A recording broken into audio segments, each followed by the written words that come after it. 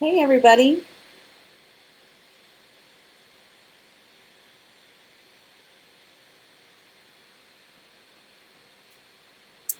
Hello everyone. I am just getting myself organized here. I'm so glad to see you on. We're going on Instagram and on Facebook today. And man, it's nice to be back. I haven't been on social media live in a bit. So I'm happy to be here with you all. So as you know, if you haven't been seeing my posts, if you've been under a rock somewhere, I am doing a burnout relief challenge for 3 days, starting today, Wednesday, tomorrow, Thursday, and then Friday. And I'm really excited because this is all leading to really good things. I'm actually launching something that is really going to support your journey in burnout relief. And, the numbers are staggering right now.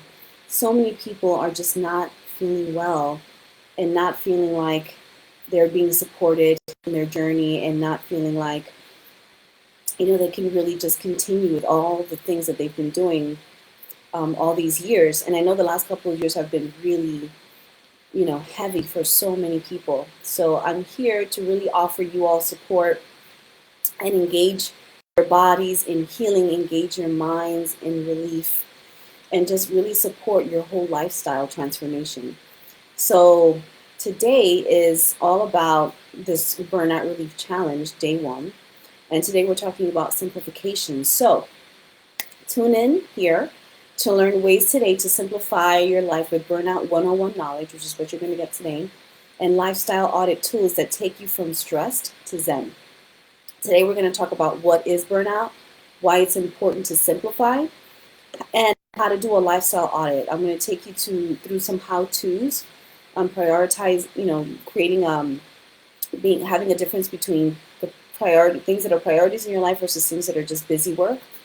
And you're going to learn some emotional cleansing tools that I use on a daily basis, especially when you're under the weather like I am today, to help you, release what drains you and really bring in what invigorates you. And we're going to learn some tools. So you have the opportunity to win a kit, which includes some of the tools that I'm going to be mentioning. And you'll get it if you write down these 3 codes. So each class is going to have its own separate code. And you get to write down these codes, and every day there's a different code. And if you get all the codes by the end, all 3 codes, then you'll be able to win this kit that I will mail to you. So at the end of the day of this live, you'll get the code. I'm not going to give it to you now. I'm not going to give it to you until after, at the very end. So make sure that you're paying attention. All right. So again, thank you for joining me for this Burnout Relief Challenge. 3 days to help you go from burnout to zen with lots of tips and tools that you can practice daily and that I personally do and that I teach my clients as well. These are all tools that I've practiced actually for a very long time. I've been, in this burnout business since about 2007 when I myself became burnt out after the last recession. And there's just so many tools that I've learned and that really have resonated with me and resonated with the people that I support. So I hope that it leaves you with a sense of relaxation, and just, decompression from your everyday. It's all about trusting your bodies and yourselves to really recover, feel good, and maintain that healthy lifestyle that is unique to you. So, my philosophy. In my journey to recovery, I started seeing that there were 3 aspects that were really critical to supporting coming back to myself, grounding myself, and really just feeling better and good. And there were 3 aspects that I covered in my personal training and my own one-on-one sessions. They are simplification, fortification, and amplification.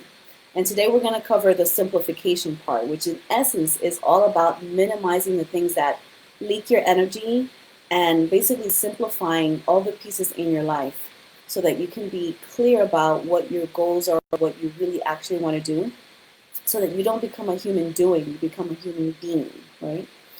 I had a great chat with a friend of mine who's a mom, and she told me that she's been letting go of the reins of control with her children a little bit more and just adding more quality time with herself so that she feels good and in alignment. And that's where it's at, right? It's not about control. It's not about just doing everything for everyone. It's about doing things for yourself too. And for her, it's been changing her. Energy-wise, business-wise, and happiness-wise. So, simplification, game changer, y'all. All right. So let's get into it. What is burnout? I hope you guys are writing things down and taking notes. Hey. Say hello if you're in the chat. Feel free to ask questions. I might take a sip every once in a while as I'm recovering from a little bit of a cold myself. And that's the thing, right? It's all about whenever you feel your body is stressed, then that means that you've been working a little bit too much, too hard perhaps. Time to take some time to decompress. So what's burnout? Burnout happens when our minds and our bodies can no longer handle the input that we are giving it. It's really brought on by prolonged stress over a long period of time. And really it can apply to many different areas of our lives. It's not just work. Yes, that's a really big part, but it's also your personal life. It's your relationships, it's parenting, caretaking, romantic relationships you have with a partner. It can really affect every area of your life. So what's the difference between burnout and stress? I love talking about this because I think people get them confused. Oh, we have a pause here. Hold on one moment. It's raining here, and when it rains, it causes a poor connection. So hopefully y'all can hear me. Okay. Let's get back to it.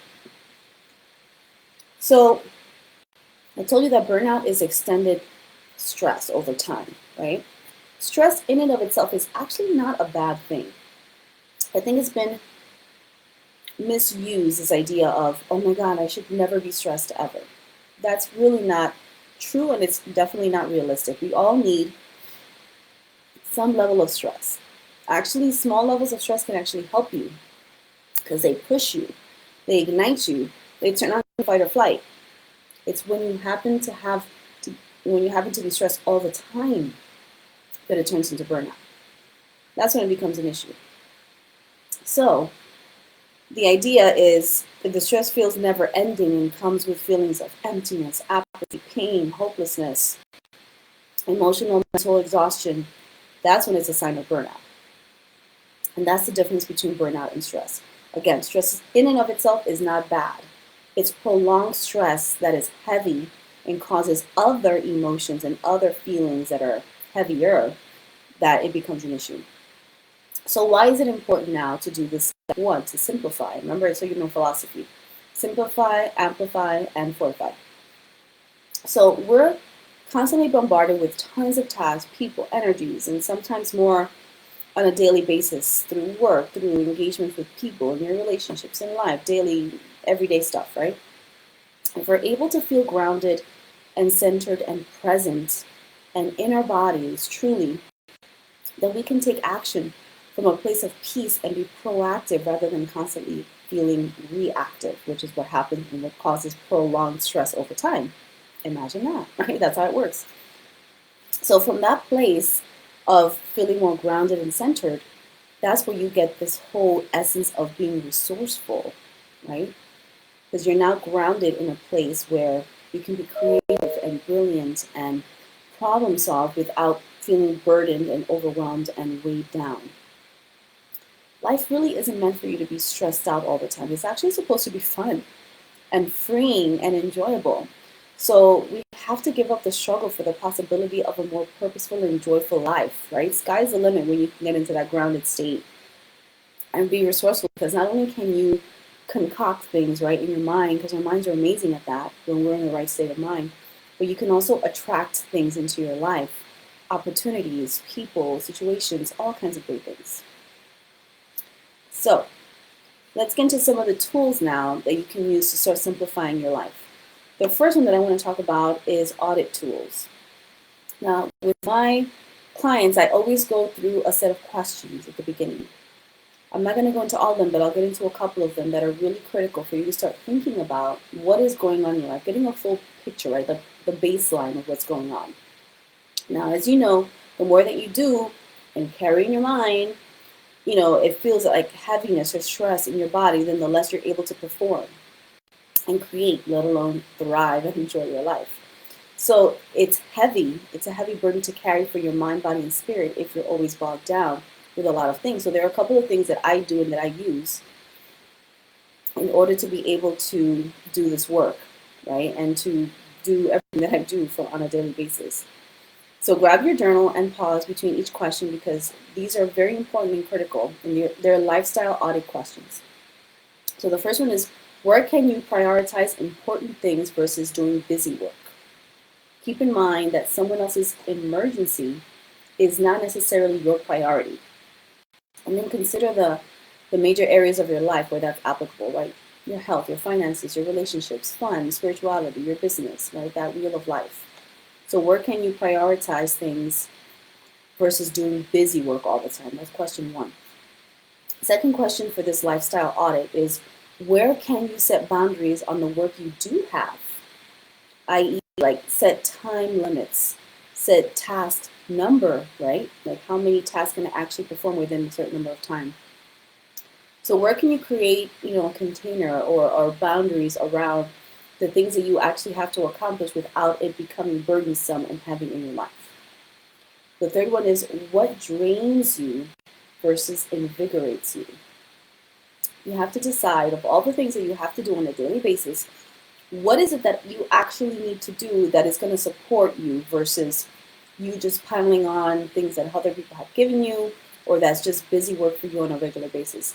If those things are draining you, then they're not invigorating you, right? So figure out what drains you versus what invigorates you. And I get it that some things just have to be done, and I totally get it. So there's a whole process for that I go through with my clients that I can totally support you with if you find that you can't seem to create that balance. We really just need to start with that, though, making a list of all the things that you have to do and figuring out whether they drain you or whether they actually invigorate you, and then you can see what you have to work with. And the last question is, are you allowing yourself to process your emotions? This is going to be really crucial and critical. And I'm actually going to do a whole program on this very, very soon, a 4-week program to talk about emotions and how you're able to, you know, de-traumatize yourself and ground yourself and release old stuff that you've harbored and kept in your body. Now, as a massage therapist, and I've done a lot of medical massage work and things like that, I've seen all kinds of things. I've had people crying on my table. I've had people move body parts on the opposite sides of the body when I'm working on the right. Like, all kinds of things get stored in your body. And I've actually also had people, like, you know, visualize things, remember old memory, you have memory recalls and things like this. Your body is an amazing vehicle. It's not just for physically doing tasks, right? It's an amazing vehicle for storage as well. And you have to treat it right. You have to decompress it. You have to allow it to release whenever possible. So allow yourself to process your emotions. That's the last question. All right. That's the lifestyle audit. Then a couple of other tools that I use that I'm just going to show you. In order to decompress, and if I have a lot of things going on, and I'll put a link for this. I use Mel Robbins' 5-second journal. This thing has been a lifesaver for me. If you guys remember the Pensée from Harry Potter, he takes a bowl and he takes his thoughts and he just drops them in. Yeah, that's what this book is for me. I drop everything in here, whatever I need. That way I don't have to think about it. I'll just set all the things that I have to do, and then I'll set timers or dates or put it on my calendar and things like that. And I'll show you an example of what you'll get here. So you'll get to write how you're feeling today and why. You get to write down some of the things that are critical for you to accomplish today and a bunch of other questions that are super important. And then here on the left-hand side, sometimes I divide it in half. Meetings that I have going on today and a list of all the things that I need to get done, either today or in the near future. And then I just keep moving them over. If I didn't get them done today, I move it over to the next day, etc. A lot of really great things that you can actually do with just writing things down, taking them off your mind and releasing that burden in a very simple way, just by writing it down in a journal. So that's one of the things I do. I also do tapping, and if anyone's interested in learning some of the tapping exercises, it's actually good for your nervous system and for releasing emotional baggage that you've harbored in your body. And it's all about tapping different parts of your body, right? And there's a whole process for that. And that allows you to recall whatever that, the burden is, and then to release it in a really nice and positive way. And more we're seeing how that tapping, it just, oh my gosh, it's such a great release for trauma, for old emotions, for old memories, for old things that you've just kept holding on to and that are not serving you anymore. And then the last piece is body awareness meditation, which I will also link here below. And that I actually created a link for. It's in my YouTube video, and I'll send a link for it. So these 3 things are 3 of the tools, including 4, which is the lifestyle audit questions that are super important for you to start removing all these things from your body and starting to really go from burnout to relief and then thriving in your life. So that is all. If you guys have any questions, if you enjoyed watching, if you got anything from this, let me know in the comments below what really resonated with you the most. I love talking about this stuff. Tomorrow, we're going to be talking about amplification, which is the second process, right? Today was simplification. So thank you for joining. I'll link the meditation below. And in the meantime, again, if you want to learn about that Zen kit that I'm giving out, if you write down this code, the code is SIMPLE111. That's the code for today. And that's going to be code 1 of 3 for the next 3 days. That'll help you win that kit. The kit's going to be a moment pebble, which actually I'm going to go into it more tomorrow. A crystal, a copy of my book, The Purpose-Driven Revolution, and there might be an extra little thing in there as well, including the bonus of the relaxing meditation, which I'm actually going to link below. So thank you all so much for joining. If you missed some of this, definitely go back and re-listen to it. I'll be posting it in my YouTube video as well. And tomorrow we'll be doing day 2 of the burnout relief, which is all about amplification. So enjoy your day. Take these tools, start using them and applying them, and you'll see that everything is going to start shifting for you little by little. Okay? Take care, and I'll see you guys soon. Bye.